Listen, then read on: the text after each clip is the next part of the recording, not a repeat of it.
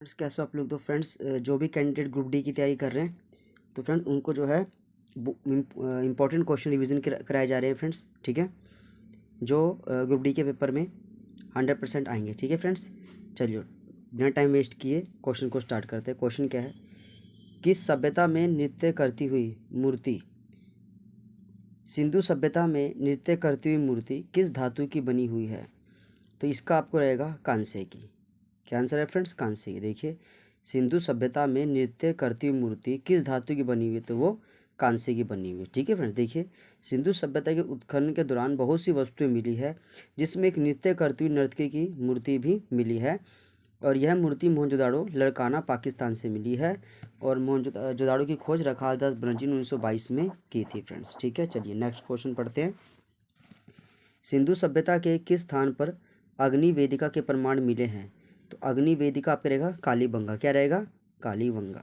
देखिए क्या क्वेश्चन, सिंधु सभ्यता किस स्थान पर अग्नि वेदिका, अग्नि वेदिका फ्रेंड्स। ठीक है, देख ट्रिक मैं बता देता हूँ फ्रेंड्स आपको। देखिए फ्रेंड्स, जहाँ पे आग जलेगी फ्रेंड्स, ठीक है, चाहे दीवार के पास, तो उसमें से काला धुआं निकलता है। ठीक है फ्रेंड्स, और वो जो है आसपास के इलाकों को क्या कर देते हैं, बिल्कुल काला कर देते हैं, है ना। तो वहाँ से हो जाएगा काला, यानी काली बंगा। ठीक है फ्रेंड्स, आपको बस ट्रिक याद रखनी है कि जहाँ पे आग जलेगी वहाँ पे कालापन आ जाएगा, उसे काली बंगा आपको वहाँ पे ट्रिक कर देना है। हड़प्पाकालीन सभ्यता का सबसे उत्तरी छोर पर स्थित स्थल मांडा किस नदी किनारे पर स्थित है? तो मांडा फ्रेंड्स आएगा चिनाब नदी। क्या रहेगा? चिनाब नदी। हड़प्पाकालीन सभ्यता का सबसे उत्तरी छोर पर स्थित जो मांडा है किस नदी पर है? तो वो चिनाब इसका सही करेक्ट आंसर हो जाएगा फ्रेंड्स। ठीक है, चलिए हड़प्पा काल सभ्यता की सबसे विशाल का इमारत कौन सी थी? स्नानघर, कुंड, अन्नाघर, पशुपति। तो इसका आपको टिक बताना है, अन्नागार जो है सबसे विशाल काय इमारत थी। क्या थी फ्रेंड्स? अन्नागार, जहाँ पे अनाज को रखा जाता है फ्रेंड्स। सिंधु घाटी सभ्यता में किस लिपि किस प्रकार से प्रयोग में लाई जाती थी? तो इसका रहेगा आपका दाएं से बाएं, दाएं से बाएं। ठीक है, जिसको पृष्ठफोधम कहा जाता है, जिससे आज तक नहीं पढ़ा जा सका फ्रेंड्स। हड़प्पा काल सभ्यता के दौरान तौल की माप की इकाई क्या थी? तो वो 16 थी। कितनी थी फ्रेंड्स? 16 के अनुपात में हुआ करती थी। नेक्स्ट क्वेश्चन देख लीजिए, सिंधु सभ्यता में व्यापार किन अन्य देशों के साथ होता था? तो ये ईरान इसका करेक्ट आंसर। सिंधु सभ्यता में व्यापार अन्य किस देश के साथ होता था? तो ईरान इसका करेक्ट आंसर हो जाएगा। अमरी संस्कृति का प्रारंभ कहाँ पर हुआ है? तो इसका रहेगा सिंध में। अमरी संस्कृति का प्रारंभ जो है सिंध, इसका करेक्ट आंसर हो जाएगा।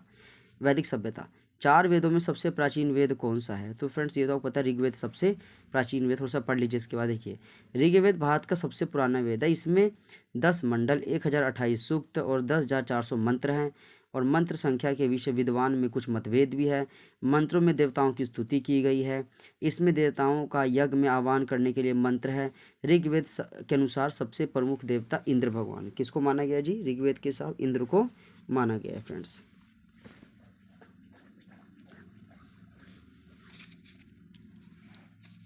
बड़े बलिदान से जुड़े नियमों के बारे में कौन सा सूत्र संबंधित है? धर्म सूत्र, गृह सूत्र, श्रुत सूत्र और शूल्व सूत्र। बड़े बलिदान से इसका रहेगा आपका श्रुत सूत्र। श्रुत इसका करेक्ट आंसर हो जाएगा फ्रेंड्स। निम्न 4 वेदों में से कौन से वेद में माया, जादू, तंत्र, मन, टोटका वगैरह ये सब फ्रेंड्स आपका अथर्ववेद इसका करेक्ट आंसर हो जाएगा। ऋग्वेद में हरियाणा का नाम क्या था? तो ये था रज हरियाणा। क्या था फ्रेंड्स? रज हरियाणा इसका करेक्ट आंसर हो जाएगा। नेक्स्ट क्वेश्चन पे आ जाइए।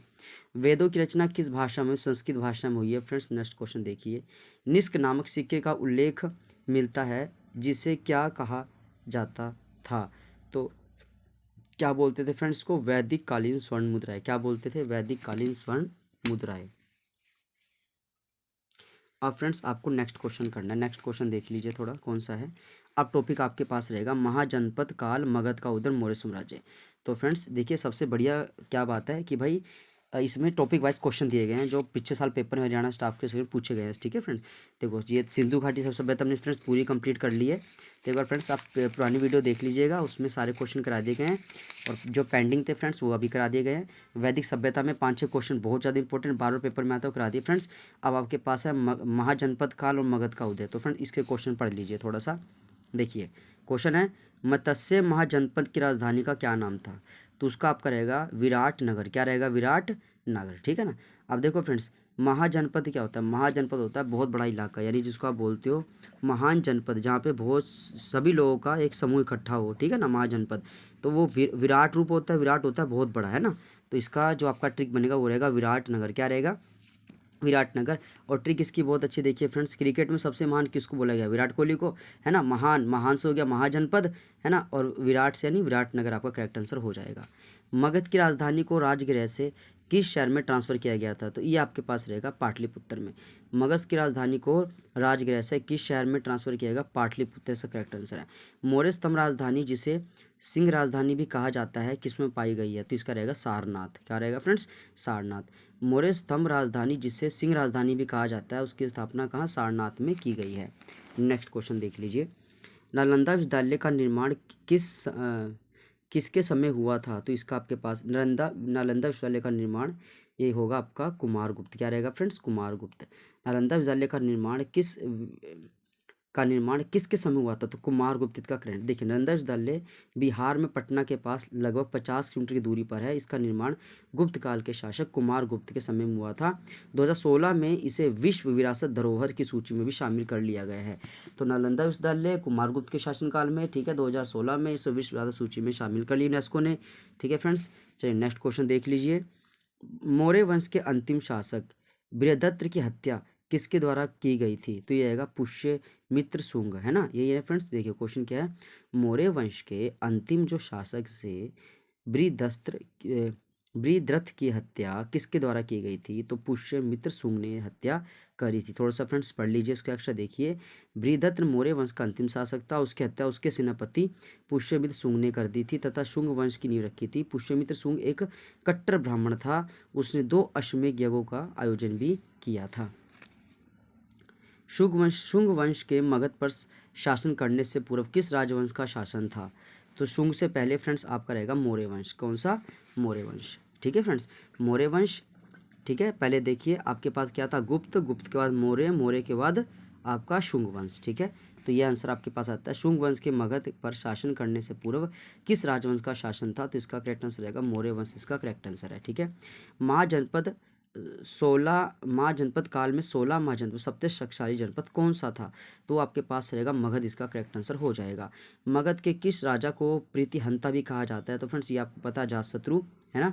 तो ये इसमें तो ऐसा था ना फ्रेंड्स कि मतलब अपने ही पिता को मार करके राज्य को हड़पा गया था। ठीक है फ्रेंड्स, चलिए। महाजनपद काल में पाटलिपुत्र की नींव किसने रखी थी? तो इसका आंसर रहेगा अजातशत्रु ने। किसने रखी थी? महाजनपद काल में पाटलिपुत्र की नींव रखी थी अजातशत्रु से करंट है। मौर्य वंश से पहले मगध में किस राजवंश का शासन था? तो इसका रहेगा नंदवंश। क्या रहेगा फ्रेंड्स? नंदवंश, इसका करेक्ट आंसर हो जाएगा। नेक्स्ट क्वेश्चन देखिए। सिकंदर और पोरस की सेनाओं ने किस सेना के तट पर युद्ध किया? तो ये रहेगा झेलम नदी। क्या रहेगा फ्रेंड्स? झेलम नदी।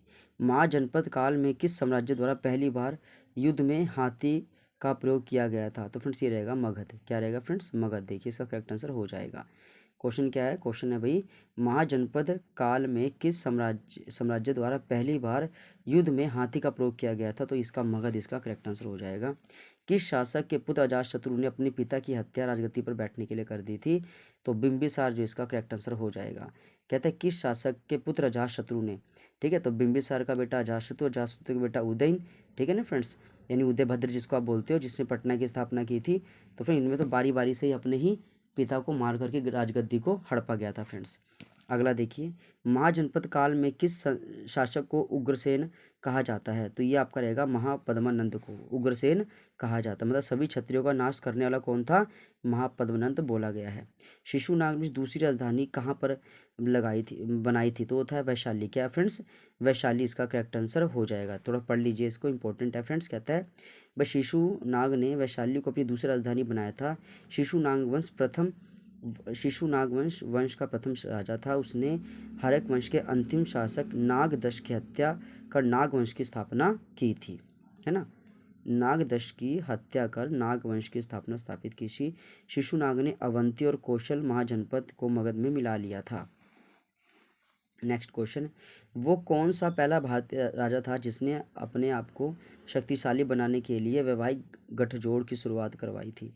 तो फ्रेंड इसका रहेगा आपका बिंबिसार। क्या रहेगा? बिंबिसार, जिसने विवाह को काफ़ी महत्व दिया था। फिर ठीक है फ्रेंड्स, मतलब इनका कहना था कि भाई विवाह ही वो माध्यम है जिसके द्वारा अपने शासन को बढ़ाया जा सकता है। क्योंकि फ्रेंड्स ये क्या करता था, जिससे भी शादी करता था उसे दहेज में उनकी जगह को मांग लेता था, उनके राज्य को मांग लेता था फ्रेंड्स। ठीक है, कि हम तुम्हारी रक्षा करेंगे और शत्रु से तुम्हारे को बचाएंगे।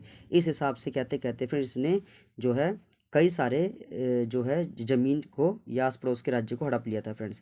तो कहता है कौन सा पहला भारतीय राजा था जिसने अपने आप को शक्तिशाली बनाने के लिए वैवाहिक गठजोड़ की शुरुआत की थी? तो आपका रहेगा बिंबिसार, इसका करेक्ट आंसर हो जाएगा फ्रेंड्स।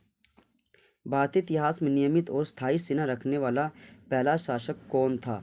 तो फ्रेंड इसका आपका रहेगा भाई बिंबिसार। भारतीय इतिहास में नियमित और स्थायी सेना मतलब फिक्स सेना, जो सेना एक बार बना ली उसको हटाना नहीं है। ठीक है, जब तक वो मरेगा नहीं तब तक उसको सेना में शामिल रखना है फ्रेंड्स। ठीक है, तो ये शासक कौन थे जिन्होंने ऐसा नियम बनाया था? तो वो थे आपके बिंबिसार। कौन थे फ्रेंड्स? बिंबिसार।